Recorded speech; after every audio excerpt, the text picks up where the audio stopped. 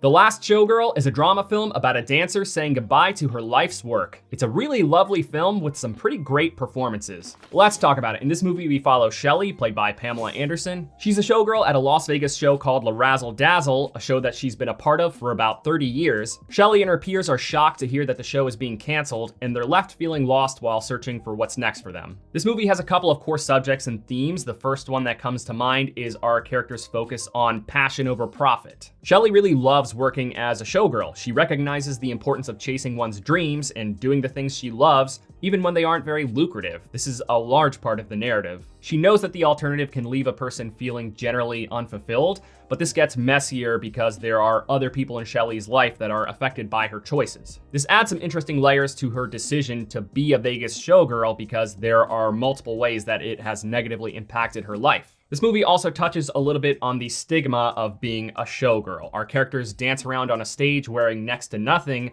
which of course makes a certain corner of society very uncomfortable. While others might see it as eroticism, to Shelley, it's performance art. She is very passionate about her work just like any other artist. This naturally fuels her disdain for the much more erotic, modern forms of dancing that have become more favorable. Which brings us to the next subject. This movie has a recurring theme of out with the old and in with the new, with Shelley being among the old. La Razzle Dazzle is a very old school Las Vegas show that is being canceled because people just aren't flocking to this type of performance like they used to. To Shelley, it's a timeless craft, but to others, especially the younger generation, it's very dated. So the show being canceled is a reflection of the fact that people just want to go out and see something spicier. When the pressure is put on Shelley to go out and find another job, it isn't easy for her, and she naturally resents the much more sexualized performance art styles that are getting all the attention. But she's not only watching the industry make way for the new frontiers, the older generation making way for the youngsters is something that is planted throughout this story. It goes beyond Shelley and her experience as a showgirl. There are a lot of layers to peel back about Shelley and her peers, but they don't always get a whole lot of narrative attention. Sometimes a character will drop a piece of information that, if you are focusing on the characters, then that says a lot about them,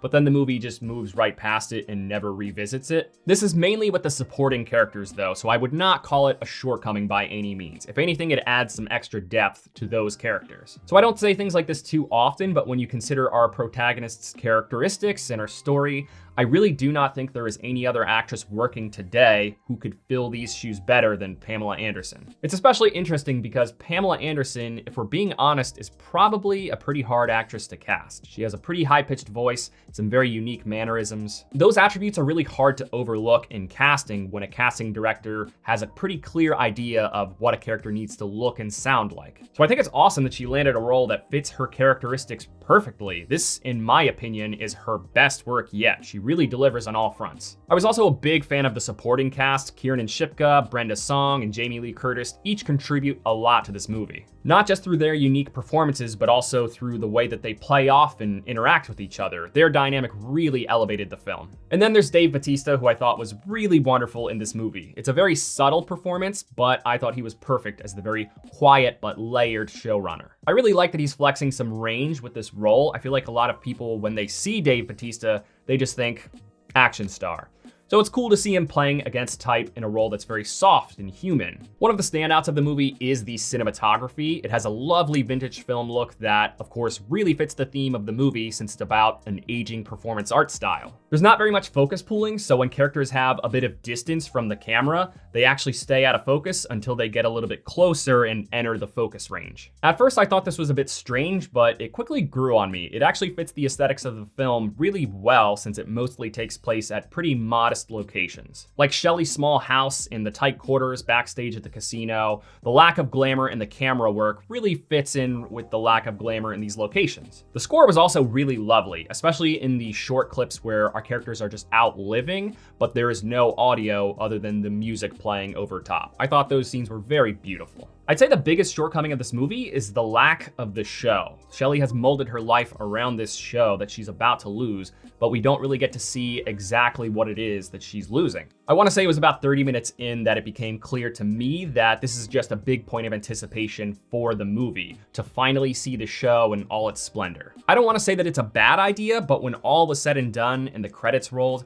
I immediately thought, yeah, I don't think it worked. I really think we should have seen more of the show. There were definitely opportunities to show us both the spectacle that Shelley loved, but also the fact that there were allegedly a lot of empty seats there. I also won't lie to you, I'm actually a little bit confused on how I'm supposed to feel about Shelley and her life choices. The film teeters back and forth between driving the narrative that passion is greater than profit and then highlighting the irresponsibility that is associated with this narrative. It just jumps back and forth a lot to the point where I wasn't sure if the movie wanted to make a point or if the ambiguity was the point.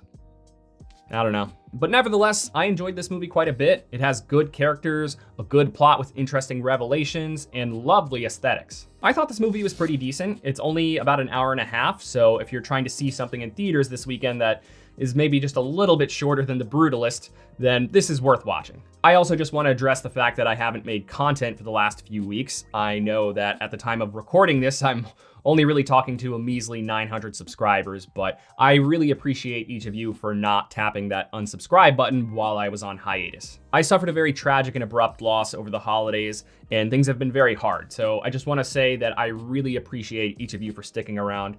Thank you for watching my content this past year. Thank you for watching this video up to this point, and thank you in advance for your continued support. And of course, thank you for watching this review. If it brought you any value at all, please give it a like. It really does help the channel grow. I'll see you next week with my review of Better Man.